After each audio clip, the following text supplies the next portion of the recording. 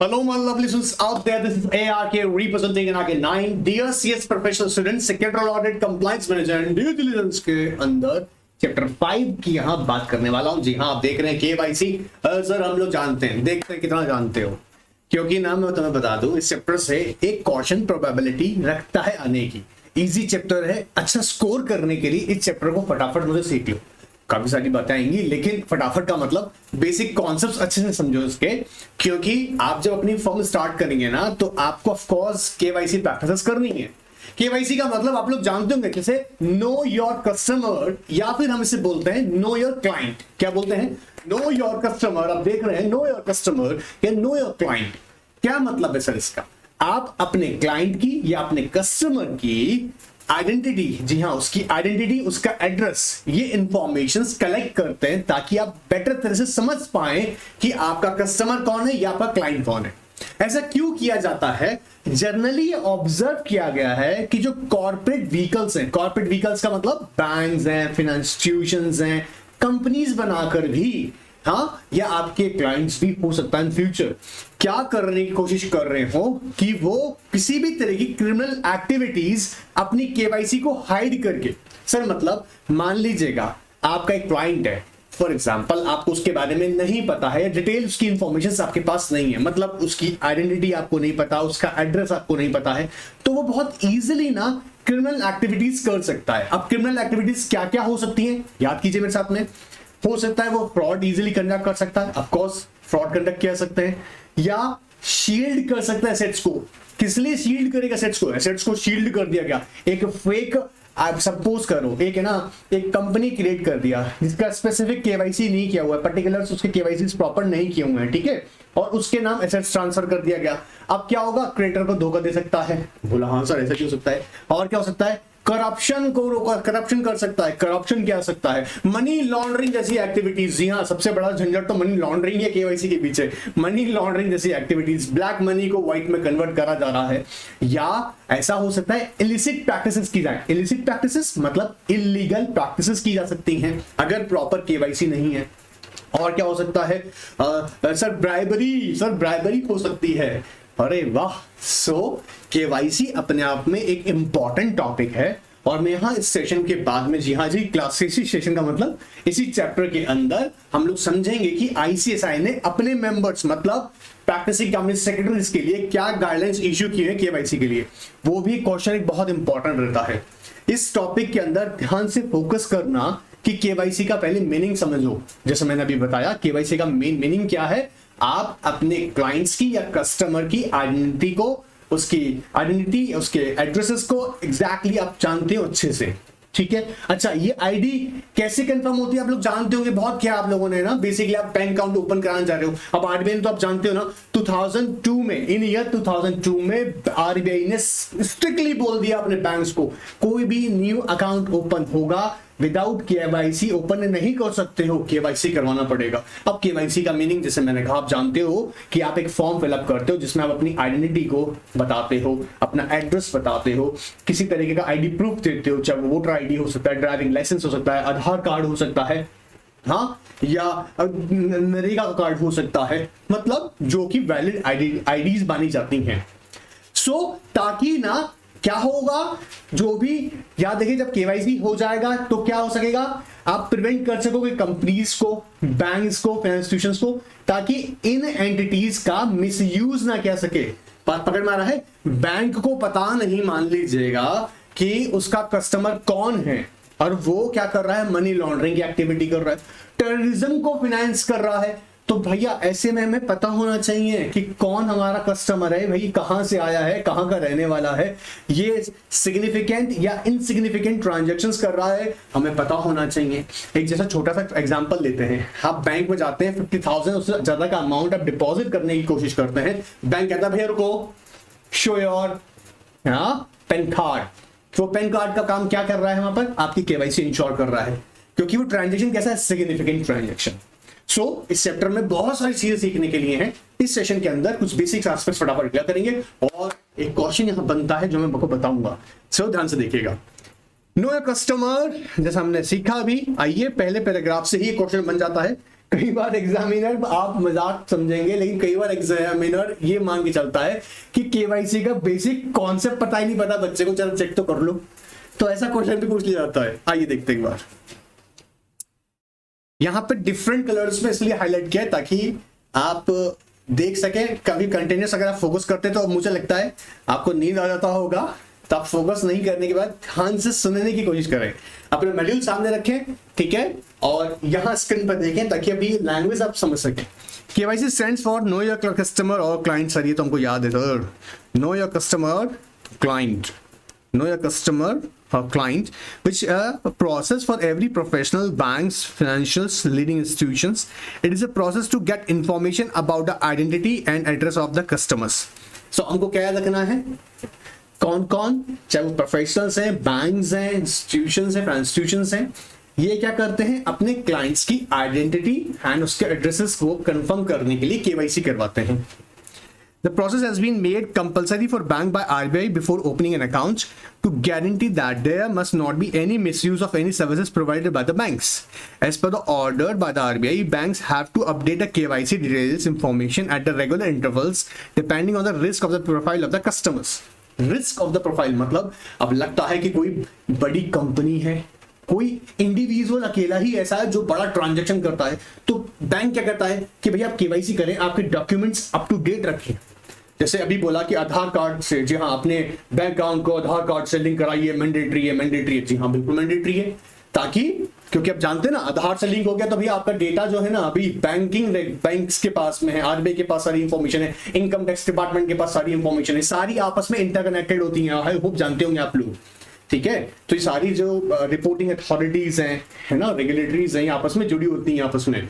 अब क्या होता है कि कोई सिग्निफिकेंट ट्रांजैक्शन हो रहा है और उसके रिस्क प्रोफाइल है। रिस्की प्रोफाइल का मतलब क्या है कि ये अगर पर्सन मनी लॉन्ड्रिंग जैसी एक्टिविटी, टेररिज्म फंडिंग जैसी एक्टिविटी, हाँ, फ्रॉड, ब्राइबरी जैसी एक्टिविटीज, करप्शन, हाँ, ऐसी एक्टिविटीज में इन्वॉल्व हो सकता है, तो रिस्की प्रोफाइल है। इससे क्या होगा, जब केवाईसी कंफर्म होगी तो हमें एटलीस्ट से पता कि कौन क्या फाइनेंशियल ट्रांजैक्शन कर रहा है। The KYC is aimed to make it's easier for the business institution to know and understand their customers. Implementation of KYC guidelines for every new bank new bank account was made compulsory by RBI in year 2002. हमने देखा कि 2002 में mandatory कर देगी अगर आपको नया कोई बैंक अकाउंट ओपन करना है। अब ऐसा नहीं कि पहले वाले खोल रखे थे 2002 से पहले, उन्हें केवाईसी नहीं करना है, उनके लिए एडिशनल गाइडलाइंस थी कि उन्हें कब तक अपने डॉक्यूमेंट सबमिट करने हैं। Subsequently, these standards have become the international benchmark for framing the anti-money laundering and combating financing of terrorism policies by regulatory authorities. जी हाँ, अब इंटरनेशनल लेवल पे आप जानते होंगे, जैसे है ना फाइनेंशियल एक्शन टास्क फोर्स है, उम्मीद कर रहा हूँ जानते होंगे ना, फाइनेंशियल एक्शन टास्क फोर्स, ऐसे international organisation security commission of India, ये ऐसी अथॉरिटीज हैं जो मनी लॉन्ड्रिंग को रोकने के लिए, खासतौर से कौन, financial action task force, financial action task force, जहां पर फाइनेंशियल ट्रांजैक्शंस हो रही हैं इंटरनेशनल लेवल पर, ये फाइनेंशियल एक्शन टास्क फोर्स क्या करती है कि भैया ऐसी प्रॉपर गाइडलाइंस, ऐसी पॉलिसीज बनाई जाएं ताकि मनी लॉन्ड्रिंग और टेररिज्म को फाइनेंसिंग ना हो सके। तो ऑफ कोर्स बैंक इसमें आरबीआई इनिशिएटिव लेगा कि केवाईसी करवाइएगा, तभी तो आप मनी लॉन्ड्रिंग जैसी एक्टिविटीज को रोक पाएंगे। चलिए ठीक है sir. Now, compliance with these standards by the banks and financial institutions and NBFCs in the country have become necessary for international financial relationship. अब बता आपको ना, फाइनेंशियल एक्शन टास्क फोर्स साफ साफ कहता अपना गाइडलाइंस में, जो कंट्री, पाकिस्तान उठा के साइड में फेंक रखा उन्होंने, बोला ये तो ब्लैक लिस्ट में हमारे, क्यों, क्योंकि पूरा टेररिज्म को फाइनेंस करता है, करप्ट प्रैक्टिसेस करता है। जो कंट्रीज इंटरनेशनल गाइडलाइंस को फॉलो नहीं करेंगी तो ऑफ कोर्स उन्हें हम अच्छी कंट्री नहीं मानेंगे, मतलब फाइनेंशियल टास्क फोर्स में नहीं कंसिडर करेंगे, और एंटी मनी लॉन्ड्रिंग एक्टिविटीज में काउंट की जाएंगी।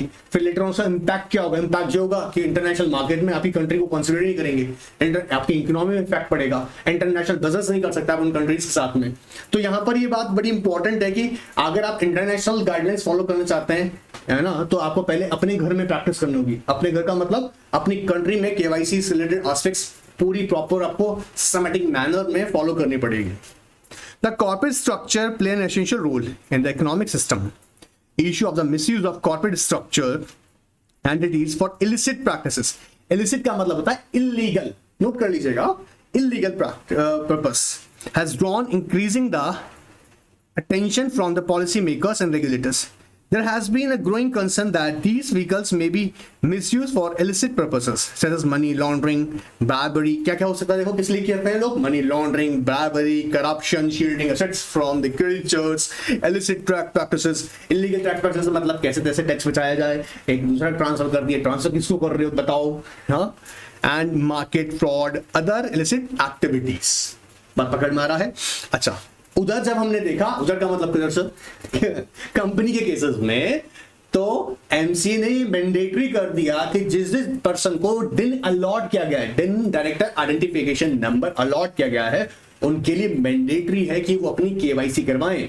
केवाईसी के थ्रू उनका पर्सनल मोबाइल नंबर और उनका पर्सनल ईमेल एड्रेस प्लस उनकी ऑफकोर्स सारी पर्सनल डिटेल्स वो DIR, जी हाँ, DIR के अंदर DIR 3 जो कि इलेक्ट्रॉनिकली और वेब बेस्ड भी है, इलेक्ट्रॉनिकली DIR 3, और जब हम बात करते हैं वेब बेस्ड तो उसके थ्रू अपनी केवाईसी कराना उनके लिए मैंडेटरी है। सर अगर नहीं करा रहा हूं मैं, डायरेक्टर डिन है मेरे पास, पर मैं सर DIR 3 करके केवाईसी नहीं करने वाला, मत करो, डीएक्टिवेट कर देंगे तुम्हारा डिन। जब डीएक्टिवेट कर देंगे तो बैठे रहो, तुम डायरेक्टर भी किसी काम के नहीं, फिर डायरेक्टर भी नहीं रहोगे। बात पकड़ में आ रहा है?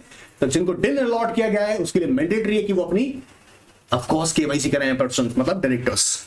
देखो, in view of this, Ministry of Corporate Affairs has commenced the verification for directors, wherein every director who has been allotted in has been mandatorily required to file DIR3 KYC.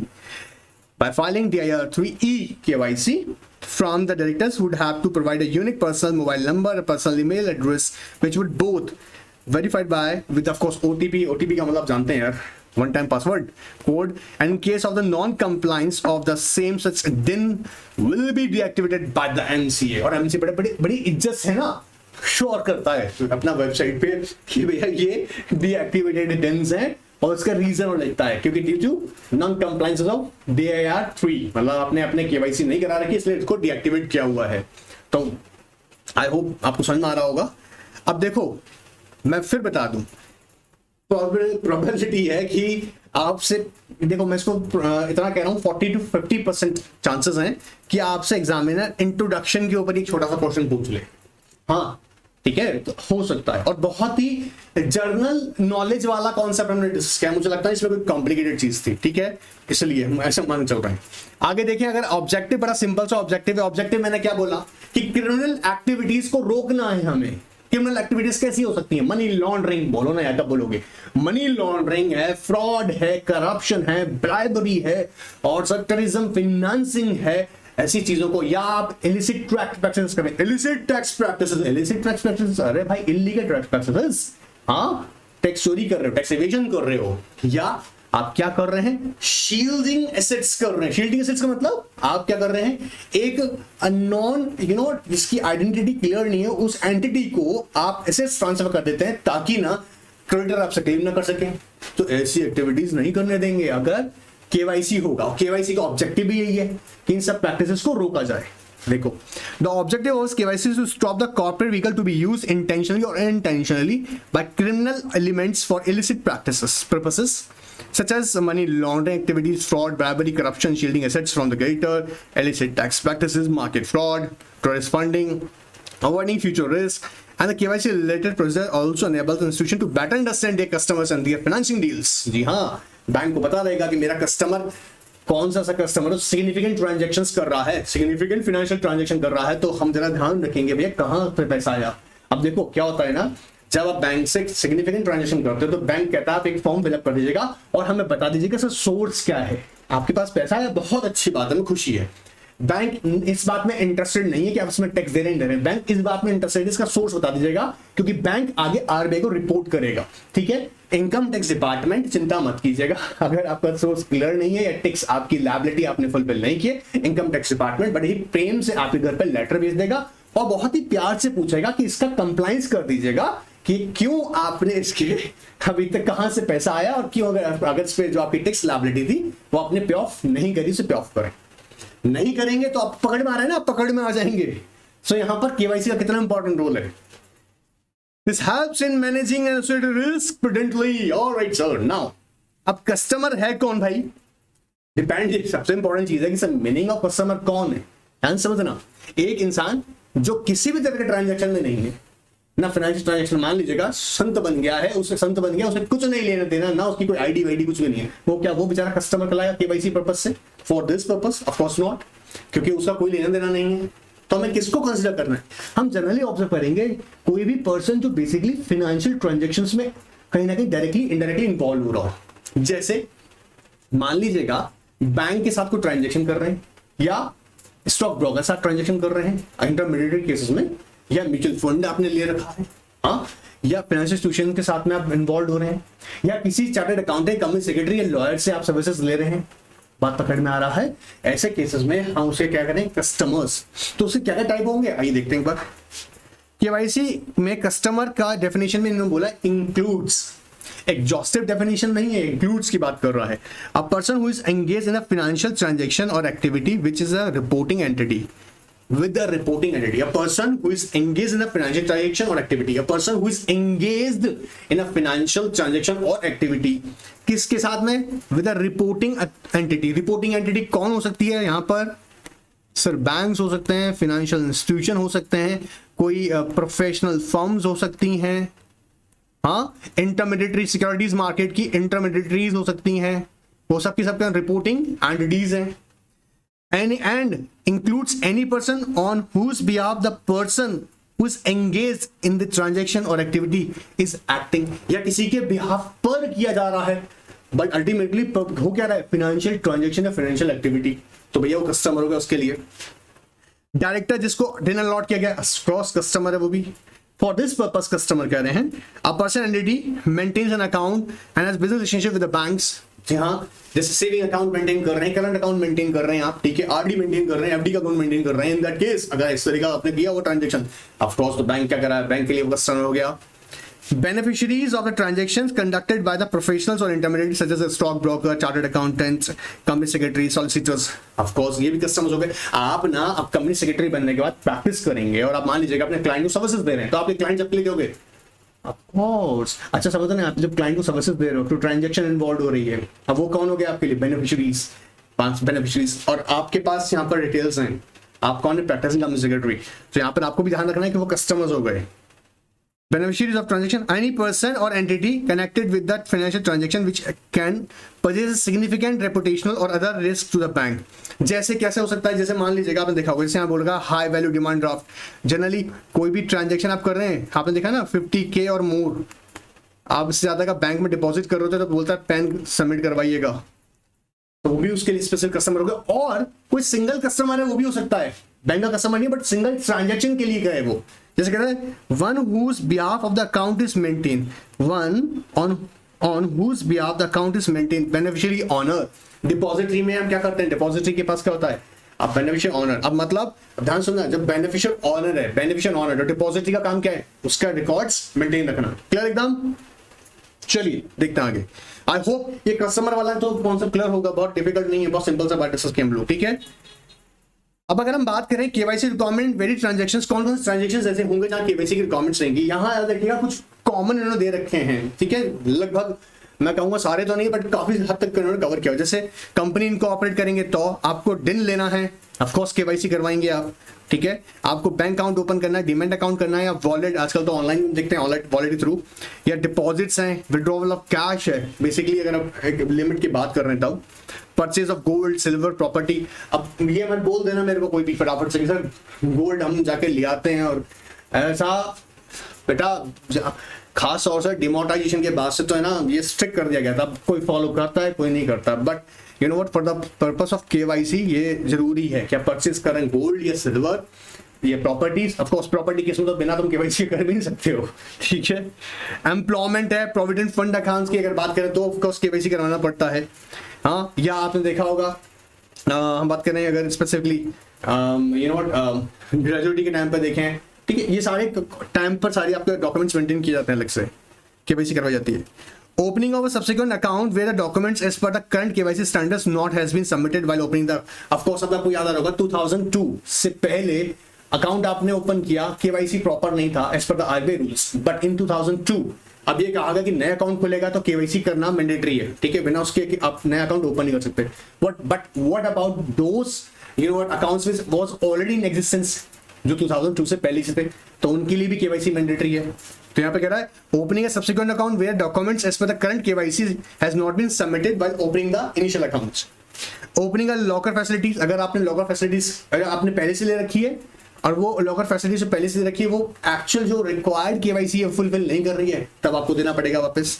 Opening locker facility, ऐसा नहीं कह रहा हूँ कि बार बार आप KYC कराएंगे locker, यार समझो सेम बैंक में जाकर मैं लॉकर फैसिलिटी ले रहा हूँ, मैंने 2 लॉकर ले लिए हैं, तो दोनों के लिए बार बार केवाईसी नहीं करवाना। हाँ, पहली वाली केवाईसी मेरी प्रॉपर नहीं थी, अकॉर्डिंग टू रिक्वायरमेंट नहीं थी, as per the regulation requirement नहीं थी, तो मुझे करनी पड़ेगी।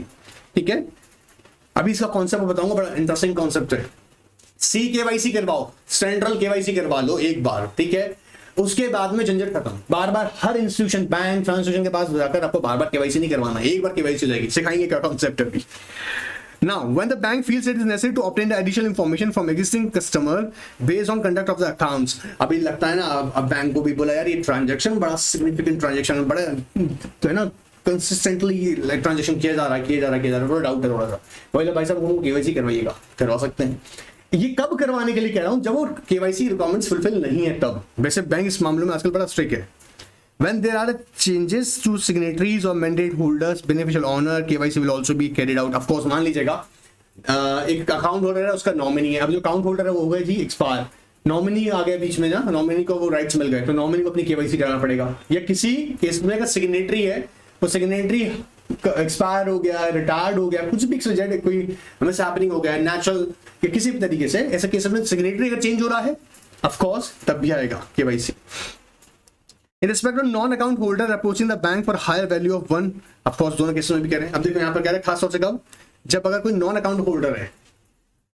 अब सर ये हमको क्या एग्जाम में ये आएगा? नहीं, एग्जाम में तो नहीं आ सकता ये क्वेश्चन, लेकिन क्योंकि चैप्टर आगे पढ़ना है तो ट्रांजैक्शन पता होना चाहिए कि भैया इनकॉर्पोरेशन टाइम पे डिल लेना है, तब आपको इवन आप ट्रांजैक्शन तक गोल्ड परचेज कर रहे हो, सिल्वर परचेज कर रहे हो, आप बैंक अकाउंट ओपन कर रहे हो, वॉलेट ओपन कर रहे हो, एफडी कराने जा रहे हो स्पेसिफिकली तब भी होता है, ठीक है, डिपॉजिट कर रहे हो तब भी है, एम्प्लॉयमेंट है, प्रोविडेंट फंड है, ऑलरेडी ओपन किया हुआ है बट अगर रिक्वायरमेंट्स पूरी नहीं कर रहा है, लॉकर फैसिलिटी केस में, एग्जिस्टिंग अकाउंट के केस में भी, और नेक्स्ट सब्सिक्वेंट अकाउंट ओपन कर रहे हो तब भी, ये सारी केसेस पर आपको जरूरत पड़ेगा। अच्छा, अब मैं यहां बता दूं शॉर्ट नोट के लिए क्वेश्चन बन सकता है, इंपॉर्टेंट है, सी केवाईसी, ठीक है, सी केवाईसी शॉर्ट नोट के लिए क्वेश्चन आ सकता है। सी केवाईसी आओ सकते हैं।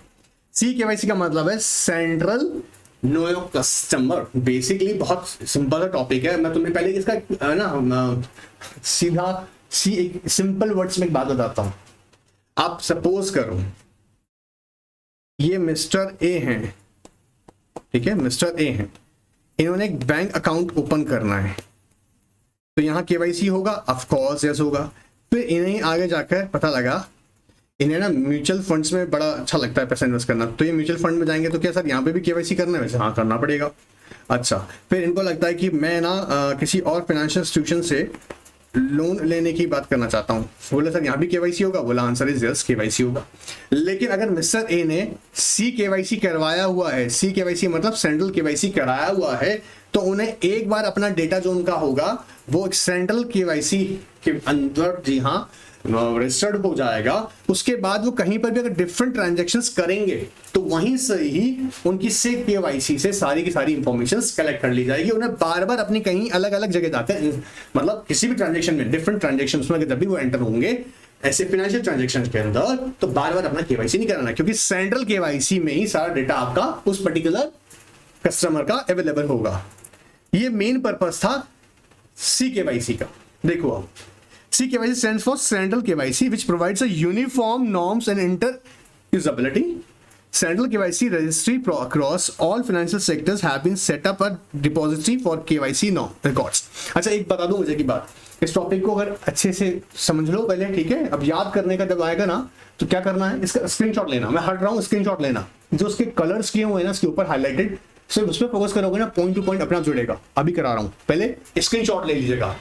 आई होप ले लिया होगा स्क्रीनशॉट। चलिए, वैसे मुझे इतना हटने की जरूरत थी नहीं। The new process without asking the customer to provide multiple KYC undertakings will help the bank, mutual funds, brokerage firms, depository participants offer services after the compiling with the new KYC norms, a unified customer identification code is generated. कौन सा? Unified, बोलो मेरे साथ में, unified customer identification code generate हो जाएगा। वो जो पर्टिकुलर आपको कोड मिलेगा वो आप हर जगह यूज कर लेंगे। मतलब बैंक के साथ ट्रांजेक्शन कर रहे हैं तब भी, आप म्यूचुअल फंड्स में जा रहे हैं तब भी, आप ब्रोकरेज की बात करें तब भी, आप डिपॉजिटरी की बात करें तब भी, तो वो एक ही वो जो कोड है यूनिफाइड, बड़े साथ बोलो, unified customer identification number, unified customer identification code, वो हर जगह अप्लाई होगा, which is used whenever KYC is required. This initiative has been started for the purpose of centralizing and streamlining the KYC process and also to avoid duplication of KYC and less scope of forgery. Duplication क्यों नहीं हो? अच्छा, forgery भी नहीं हो सकता जब आपको पता है कि मिस्टर ए का ये डेटा है। तो आप जब बैंक में जाए, कई बार होता है ना इशू, आप देखोगे बैंक में नेम कुछ और दिखा रहा है, किसी और जगह कुछ और नेम दिखा रहा है, हाँ एड्रेस कहीं और, किसी इश्यूज हैं, ऐसा कोई झंझट ही नहीं रहेगा। बैंक में होगा तो, डिपॉजिटरी में है तो, ब्रोकर्स में है तो, म्यूचुअल फंड में लगा रखा केवाईसी, सब जगह एक ही केवाईसी होगा। तो एक तो यूनिफॉर्मिटी आएगी, दूसरा avoid the forgery. Government has authorized the Central Registry of Securitization and Assets, Reconstruction and Security Interests of India. मेरे साथ बोलो, सिक्योरिटाइजेशन। सेंट्रल रजिस्ट्री किसको बनाया है? Securitisation of reconstruction, securitisation assets, securitization assets, reconstruction and security interests of India for performing the function of central KYC records registry. Also duty of receiving the details and safety storing them and retrieving the KYC records in the digital form of a client. Earlier, customer have to provide KYC documents separate to every financial institutions, but after the introduction of one-time centralization process, customers will only have to complete the process once, एक बार ही CKYC करवानी है, and it can be used for all different processes like आप account open करें, आप life insurance लें, आप mutual fund में invest करें, फिर बार बार करने का केवाईसी डॉक्यूमेंट सबमिट करने का कोई जरूरत नहीं है। केवाईसी तो होगा बट डॉक्यूमेंटेशन बार बार नहीं करवाना पड़ेगा। क्लियर है? क्योंकि जो आपको यूनिफाइड, मेरे साथ बोलो ना एक बार, यूनिफाइड कस्टमर आइडेंटिफिकेशन नंबर मिल जाएगा। कौन जनरेट करती है, कौन यहाँ पर सेंट्रल रजिस्ट्री है इन इंडिया? मेरे साथ बोलना, सिक्योरिटाइजेशन एसेट्स रिकंस्ट्रक्शन, सिक्योरिटाइजेशन, वापस बोलो, securitisation assets reconstruction and security interest of India, security interest of India, security sir क्या है वापस बताइएगा एक बार। सेंट्रल रजिस्ट्री कौन है? सेंट्रल रजिस्ट्री है सिक्योरिटाइजेशन एसेट्स, वापस बोलो, securitisation assets reconstruction and security interest of India. ये है सेंट्रल रजिस्ट्री जो आपका एक बार में ही सारा जो है केवाईसी का मतलब once it will collect your all information, मतलब आपका मतलब जो कस्टमर है उसका, एंड जनरेट यूनिफाइड, बोलो कौन सा कोड देगी? Unified customer identification number, unified customer identification number आपको दे देगा। क्लियर एकदम? सर ये आ सकता है, हाँ शॉर्ट नोट आ सकता है, अगर हम बताएं तो आ सकता है। ई-केवाईसी क्या है? अब ई-केवाईसी का मतलब क्या है? इलेक्ट्रॉनिकली, मतलब जिस बंदे के पास आधार, आपने सुना भी होगा, आपके पास अगर आधार है तो आपको ना इलेक्ट्रॉनिकली आपको फिजिकल कोई भी डॉक्यूमेंट सबमिट करने जो तो नहीं है।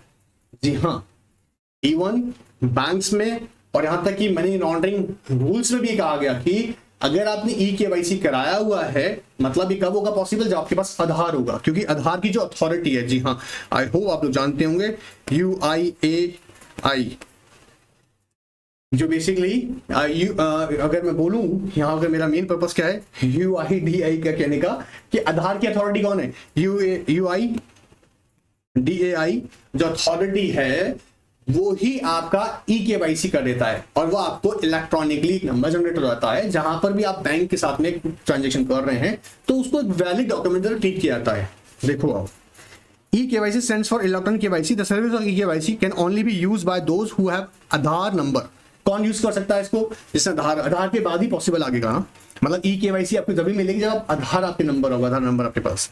Customers by their own consent need to authorise unique identification authority of India. जी हाँ, ये क्या करती है कि हाँ, जैसे मान लीजिएगा आप चाहते हैं कि आपका ई-केवाईसी करवाना चाहते हैं, तो आप क्या करेंगे? अपना रिक्वेस्ट आप सेंड करेंगे कहां पर? Unique identification authority of India, unique identification authority of India, unique identification authority of India को, इसलिए टू रिवील देयर आइडेंटिटी और address information through the biometric authentication to their respective bank branches and business correspondent. After this, UIDAI sends the customer's data comprising of the customer name, age, gender, photographs electronically to the bank. It is valid process for KYC verification under the prevention of money laundering rules, and information provided in the key KYC will be considered as a valid document. All right, simple सा है, थोड़ा बस knowledge purpose के लिए बता रहे थे, ये चीज याद रहे। फिर आता KYC of directors bye NCA character. अभी सिखाया था, देखो डायरेक्टर बन गए, दिन अलॉट किया है आपको, दिन अगर आपको अलॉट किया गया तो आपके लिए मैंडेटरी है। कौन से फॉर्म बताए थे आपको, देखो DIR, जब हम बोल रहे हैं E3 प्लस यहां पर जो बोले थे DIR3 वेब बेस्ड। अभी ना सब्स्टिट्यूट कर दिया गया, मतलब अगर आप ये भी फाइल कर रहे हैं, ये भी फाइल कर रहे हैं, मतलब क्या चेंजेस होगा कोई पर्टिकुलर उसमें अगर डायरेक्टर के, तो आपको KYC अपनी करनी होगी, मैंडेटरी है। अब यहां पर ना ये वो रीड कर लेते हैं, क्योंकि असली क्वेश्चन हम आगे पढ़ने वाले इनके, ठीक है, जो क्वेश्चन बनेंगे तो सिर्फ वही बात रिपीट होने वाली जो मैंने अभी कुछ बताई है। The KYC of director had been conducted by MC at time of allotment of the DIN। जी हम जानते हैं कि of course जब आपको allot DIN किया जा रहा होगा तो उससे पहले आपकी KYC करवाई होगी। Earlier, it is not mandatory for the directors to update their KYC on the subsequent changes. With the insertion of Rule 12A of Companies Allotment of Qualification of Director 2014, every individual who holds a direct DIN as on 31st March financial year as per their rules shall submit the E-form DR3 KYC के लिए and for the said financial year to the central government on or before the 30th September or immediately next financial year. However, where individual who has already submitted E-form DR3 in relation to any previous financial year submits the web form, ये अब substitute कर दिया गया है, substitute कर दिया गया है। इसका मतलब कौन सा, वेब फॉर्म सब्स्टिट्यूट कर दिया गया है। Web through the web services in relation to any subsequent financial year, it shall be deemed to be compliances of the provision of this। क्यों कर रहे हैं, क्या कि कोई चेंज हुआ है तो आपको इंटीमेट तो करना पड़ेगा, ठीक है। In case an individual desires to update his personal mobile number, email addresses, ऐसा केस में भी he shall update the same by submitting। ये अगर चेंज हुआ है, देखो सुनो, दिन अलॉट हुआ होगा, KYC करवा दिया आपका, ठीक है। ये किन के लिए कह रहा था कि करना पड़ेगा, जिन्होंने दिन तो अलॉट हुआ है बट KYC इनका नहीं हुआ था। अभी आज का डेट में अगर आपको अगर दिन अलॉट हो रहा है ना तो KYC कराना मैंडेटरी है आपके लिए, ठीक है।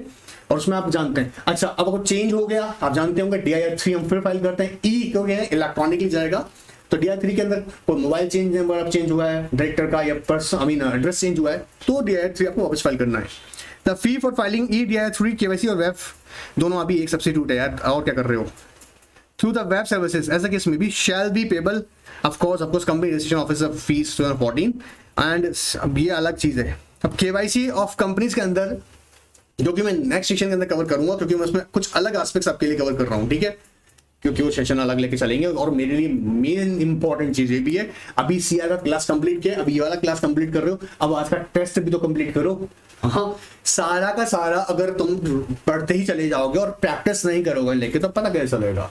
तो अभी टेस्ट अटेम्प्ट करो, नहीं तो मेरे को पता है तो मेरे को एक्सक्यूज भेजोगे खूब सारे कि सर वो टाइम नहीं मिला, सर वो पढ़ने को उतना था, ये था वो। नहीं, टेस्ट अटेम्प्ट आज ही करने हैं। और याद रखना, किसी को लगता है कि अभी नहीं कर सकता हूं तो नाइट तक आज आपको आज रात तक कंप्लीट कर लेना है।